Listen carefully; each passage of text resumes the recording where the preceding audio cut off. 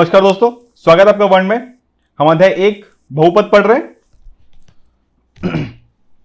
आपने अभी तक तो बहुपद के विषय में बहुत सारी चीजें जान ली होगी, मतलब जान लिए, इसका मतलब आप कंटिन्यू पढ़ रहे हैं, बार बार रिपीट कर रहे हैं, बार बार रिपीट करते रहिए जो जो हमने पढ़ाया है। दिन में एक बार आधे घंटे क्लास देखने के बाद ऐसा नहीं कि आप बिल्कुल रुक जाइए, 2-3 बार और देखिए। गणित शुरू शुरू में आपको थोड़ा सा थकाएगा, किंतु जब आपको गणित समझ में आने लग जाएगी ना, तो यही गणित आपके साथ प्रेम करने लग जाता है। ठीक है, अब हम आते हैं। हमने अध्याय 1 बहुपद पढ़ रहे थे, जिसमें हमने प्रश्नवाली एक हमने खत्म कर ली थी। उसके पश्चात हम शेषफल प्रमेय, माफ कीजिएगा, शेषफल प्रमेय एवं गुणनखंड प्रमेय हमने पढ़ा। उसके पश्चात हमने प्रश्नवाली दो हम बना रहे थे। प्रश्नवाली 2 का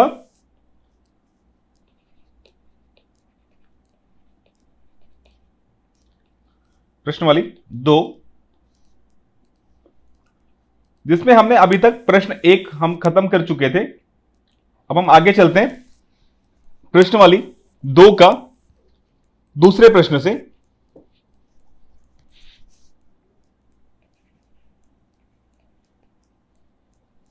प्रश्न नंबर 2 है,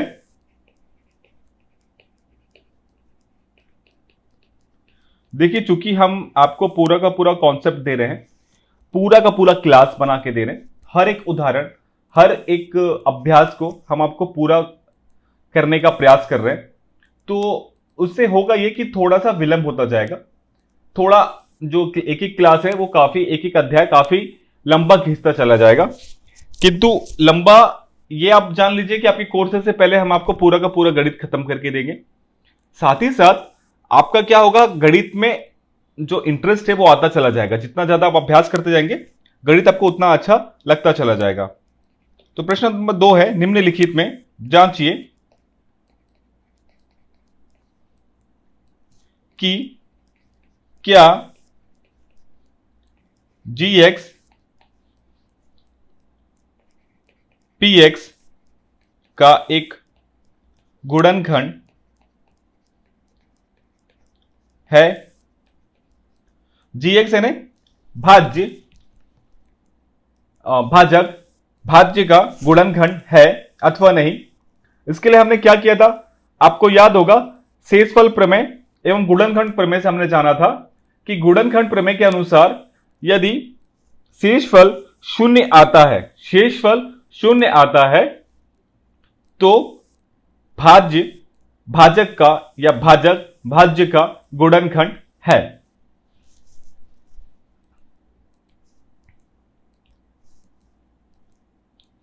इसमें पहला प्रश्न है, जीएस आपके पास है x ऋण 3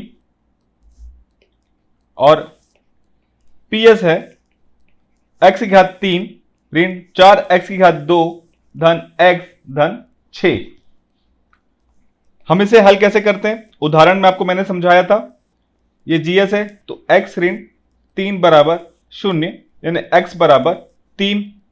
ये पाक्षांतर हुआ, ये ऋण में था, यहां जाके क्या हो गया, धन में हो गया।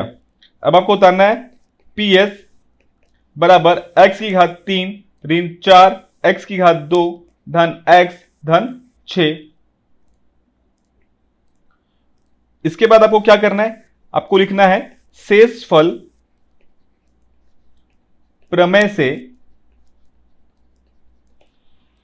शेषफल बराबर px या p3, क्योंकि x का मान यहां पर 3 है।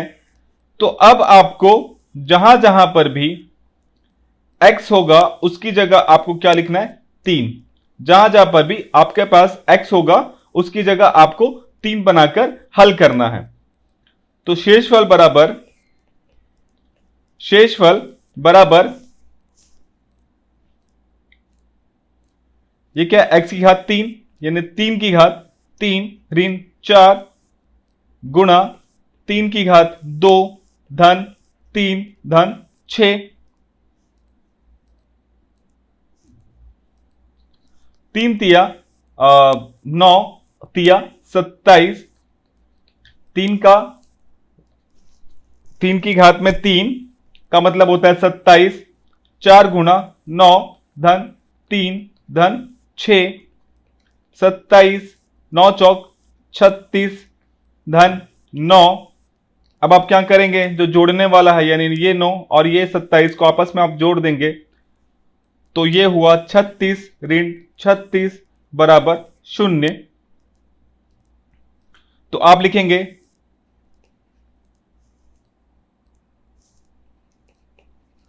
गुणनखंड प्रमेय के अनुसार शेषफल 0 आए तो, यहां शेषफल 0 आ गया तो gx px का एक गुणनखंड है।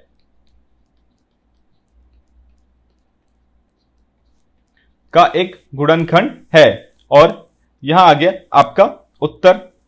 दूसरा देखेंगे हम, gx बराबर x धन 1 और px बराबर 2x की घात 3 धन x की घात 2 ऋण 2x धन 1। देखिए, बुक बनाने वालों को हम सैल्यूट करना पड़ेगा, वो इतने सारे प्रश्न लेकर आते हैं, उसका हर एक पहले वो खुद भी सॉल्व करते होंगे, पहले खुद भी हल करते होंगे। ऐसा नहीं कि कुछ भी अपने मन से आया और अपने मन से डाल दिया, पहले इनको पहले वो खुद हल किए, उसके बाद इसमें डाले। बताइए, तो यहां आपको क्या करना है, gx दिया हुआ है यानी x धन 1 बराबर 0, यानी x बराबर यहां धन में है इसलिए इसका मतलब क्या हो गया, ऋण 1। फिर आप क्या लिखेंगे, px लिखेंगे, px बराबर 2x की घात 3 धन x की घात 2 ऋण 2x धन 1। फिर आप क्या डालेंगे, शेष फल प्रमेय से शेषफल बराबर px बराबर p ऋण 1। अब जहां जहां पर भी आपके पास x होगा वहां वहां आपको ऋण 1 लिख देना है और फिर उसको हल करना है। तो शेषफल बराबर 2 गुणा ऋण 1 की घात 3 धन ऋण 1 की घात 2 धन ऋण 2 गुणा ऋण 1 धन 1। मैंने आपको बताया है बारंबार और फिर से बता रहा हूं कि कोई भी ऋणात्मक संख्या के घात में विषम संख्याएं आए, यानी 1 या 1 मान लीजिए या 3 मान लीजिए या 5 मान लीजिए या 7 मान लीजिए या 9, उसके अलावा आगे 11, 13, 19 जो भी विषम संख्याएं आए तो उसका उत्तर ऋणात्मक ही होगा, ऋणात्मक में ही आएगा। किंतु वहीं पर अगर वो सम संख्याओं में हो, किसमें हो, सम संख्या यानी 2, 4, 6, 8 फिर 10, 12, 14 आगे चल के जितना भी जाता जाए उसमें हो तो ऋणात्मक संख्याएं क्या हो जाएगी, धनात्मक। क्या हो जाएगी, धनात्मक। तो ये हुआ 2 गुणा ऋण 1 गुणा ऋण 1, ये हुआ धन 1। यहां देखिए ये ऋण है और ये ऋण है, ऋण और ऋण आपस में गुणा हो गए, क्या होते हैं, धन 2 और ये हुआ धन 1। ये हुआ आपके पास ऋण 2 धन 1 धन 2 धन 1, ये आपस में जुड़े तो ये हुआ ऋण 2 धन 4 और कितना है आपके पास, ऋण 2। ऋण 2 कितना है आपके पास, ऋण 2। अब आपको ज्ञात है जब तक वो शेषफल, ये जो शेषफल अगर शून्य नहीं आया यहां आप लिखेंगे गुणनखंड प्रमेय से शेषफल शून्य आने पर ही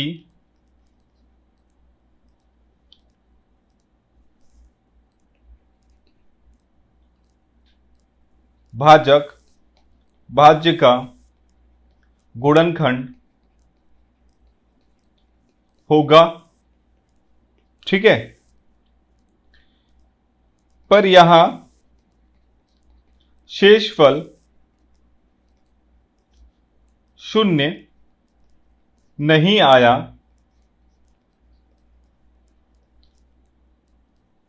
इसलिए gx px का एक गुणनखंड नहीं है, नहीं है।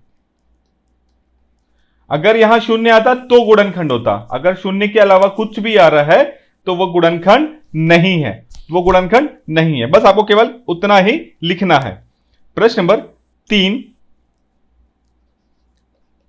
gx बराबर x ऋण 2 और px बराबर x की घात 4 ऋण x की घात 3 ऋण x और ऋण 2। आपको हल उसी प्रकार से करना है। x ऋण 2 बराबर 0, तो x बराबर ऋण 2 था, यहां पर आके क्या हो गया, धन 2। फिर आप लिखेंगे px बराबर x की घात 4 ऋण x की घात 3 ऋण x ऋण 2। अब यहां पर हुआ शेषफल प्रमेय से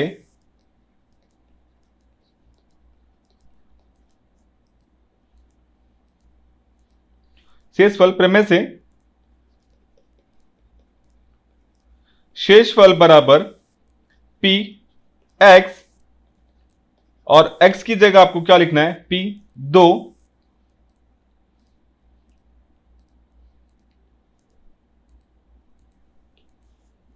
तो जहां जहां पर भी आपके पास x होगा वहां आप क्या लिखेंगे, ये 2 को, जहां जहां पर भी x होगा वहां आप इस 2 को लिखकर हल करेंगे। तो शेषफल बराबर 2 की घात 4 ऋण 2 की घात 3 ऋण 2 ऋण 2। 2 की घात 4 यानी 2 दूना 2 दूना 2 दूना 2, 2 दूना 4 दूना 8 दूना 16, 2 दूना 4 दूना 8 ऋण 2 16। ऋण ऋण वाली संख्याएं आपस में जुड़ेगी और चिन्ह ऋण का रहेगा। 8 और 2 10 और 2 12, माफ कीजिएगा,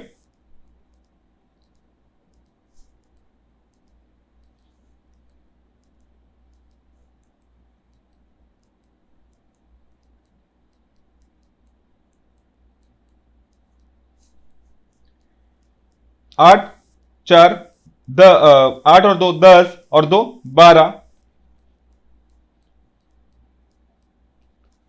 कितना आया, 16 में से 12 गया 4, चूंकि बड़ा संख्या 16 है इसलिए हमने धन का चिन्ह डाला।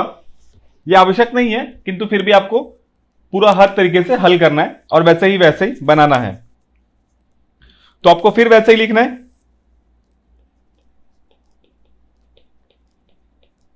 गुणनखंड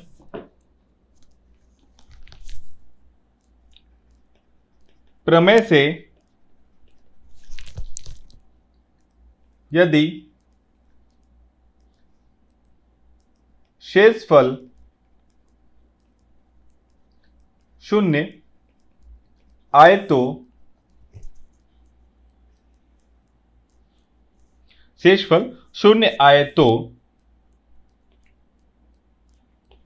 gx px का गुणनखंड होगा।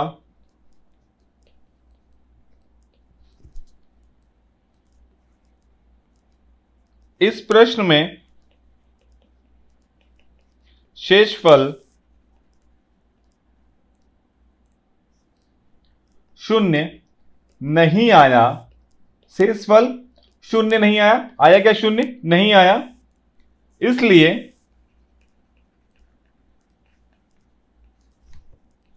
इसलिए जी एक्स पी एक्स का एक गुणनखंड नहीं है। क्या है? गुणनखंड नहीं है। अब हम प्रश्न नंबर 4 देखेंगे। प्रश्न नंबर 4 है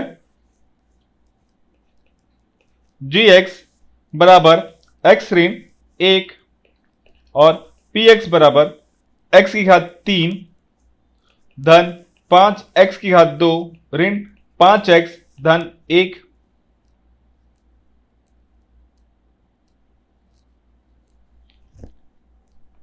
हम हल करेंगे उसी प्रकार से। एक्स ऋण 1 बराबर 0, तो एक्स बराबर कितना हुआ? 1। अब आप पी एक्स का मान लिखेंगे। पी एक्स बराबर है एक्स की घात 3 धन 5 एक्स की घात 2 ऋण 5 एक्स धन 1। फिर आपको क्या लिखना है? उसी प्रकार से शेषफल प्रमेय से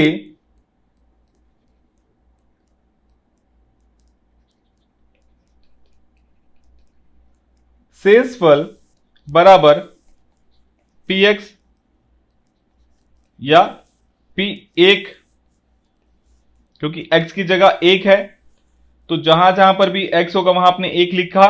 तो उसी प्रकार से आपको हर हल में x की जगह 1 लिखकर आपको हल करना है।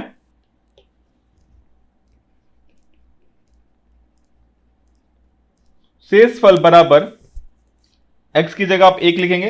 1 की घात 3 धन 5 गुणा 1 की घात 2 ऋण 5 गुणा 1 धन 1।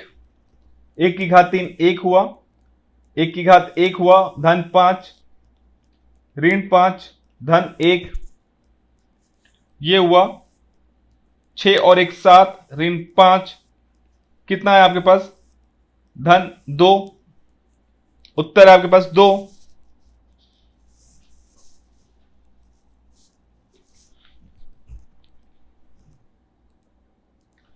फिर आप ऐसे लिखेंगे गुणनखंड प्रमेय के अनुसार x बराबर, माफ कीजिएगा,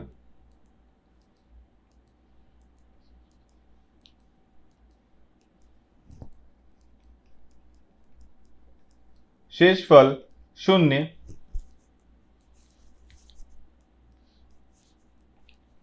होगा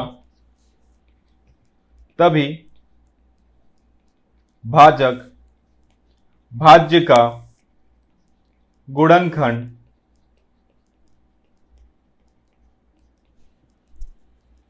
होगा। यहां शेषफल 0 नहीं है, इसलिए जी एक्स पी एक्स का एक गुणनखंड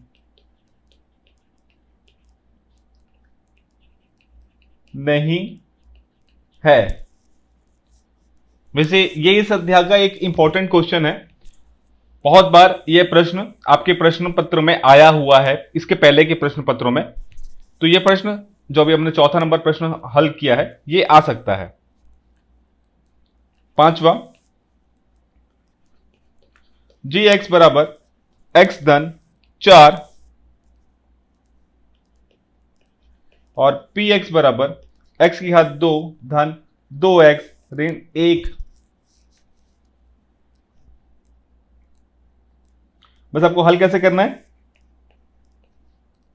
x धन 4 बराबर 0, तो x बराबर ऋण 4, चूंकि यहां 4 धन में है तो उधर पक्षांतर होकर वह ऋण में हो जाएगा। पी एक्स बराबर एक्स की घात 2 धन 2x ऋण 1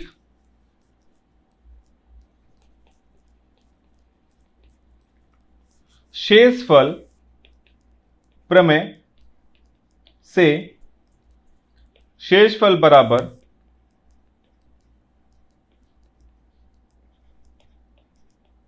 पी एक्स या पी वन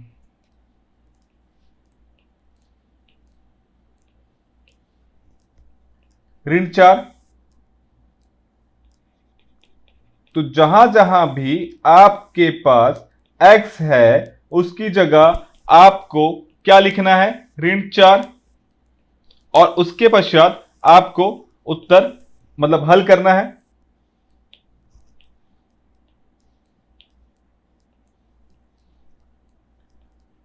x की घात 2 है तो उसकी जगह आपको क्या लिखना है, ऋण 4। ऋण 4 की घात में 2 धन 2 गुणा ऋण 4 ऋण 1।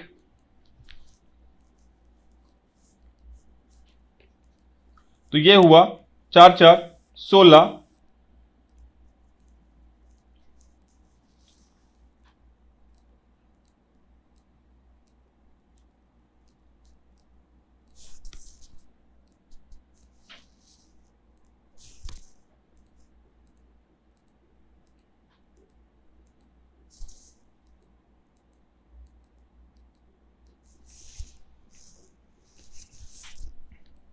माफ कीजिएगा, ये हुआ 4 दूना 8 और ये ऋण 1। तो 16 में से 9 गया तो कितना बचा, 7। आपको पुनः वही दोहराना है जैसे हमने किया था।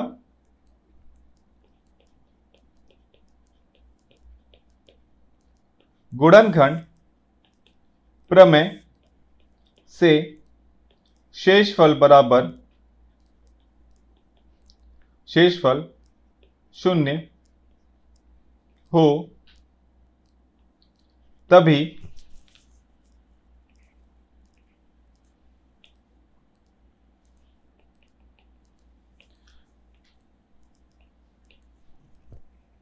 भाजक भाज्य का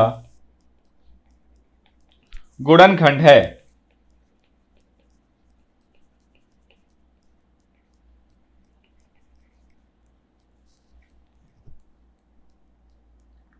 यहां शेषफल 0 नहीं है, इसलिए gx px का एक गुणनखंड नहीं है। ठीक है, अब मैं आपको एक और प्रश्न दे रहा हूं जो बुक में है, किंतु हमसे थोड़ी गलती हो गई तो हमने उस प्रश्न को ही थोड़ा गलत लिख दिया था, एक अपना नया प्रश्न बना दिया था। अब हम इस बुक वाले प्रश्न को हल करेंगे। जो बुक्स था जो आपका प्रश्न था gx बराबर x ऋण 2 और px बराबर x की घात 4 ऋण x की घात 3 ऋण x की घात 2 ऋण x और ऋण 2। वह हमने यहां x की घात 2 को शायद खा गया होगा। हल आपको उसी प्रकार से होगा।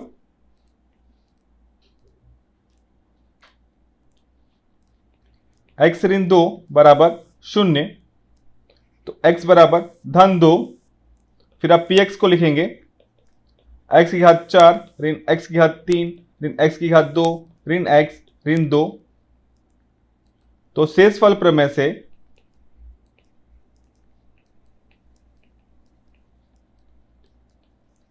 शेषफल बराबर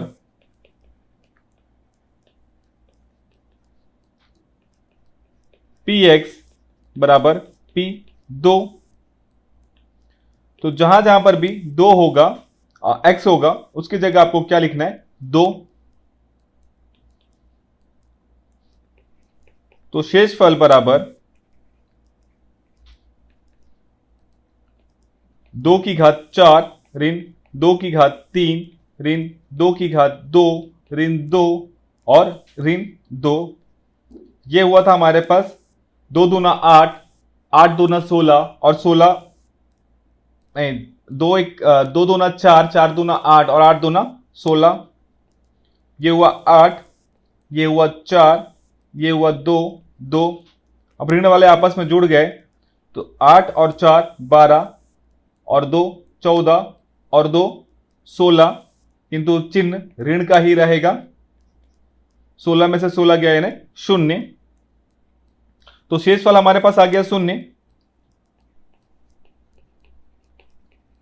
गुणनखंड प्रमेय से शेषफल 0 आता है तो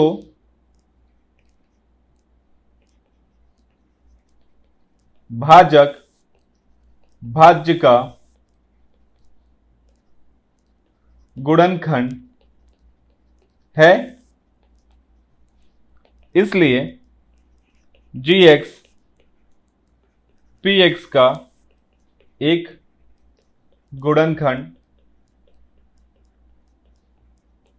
है। ठीक है, आज अब प्रश्न नंबर 2 हमने हल कर लिया। कल हम प्रश्न नंबर 3, 4 और 5 बनाएंगे। आज की क्लास हम यहीं पर समाप्त करते हैं। आज के लिए धन्यवाद।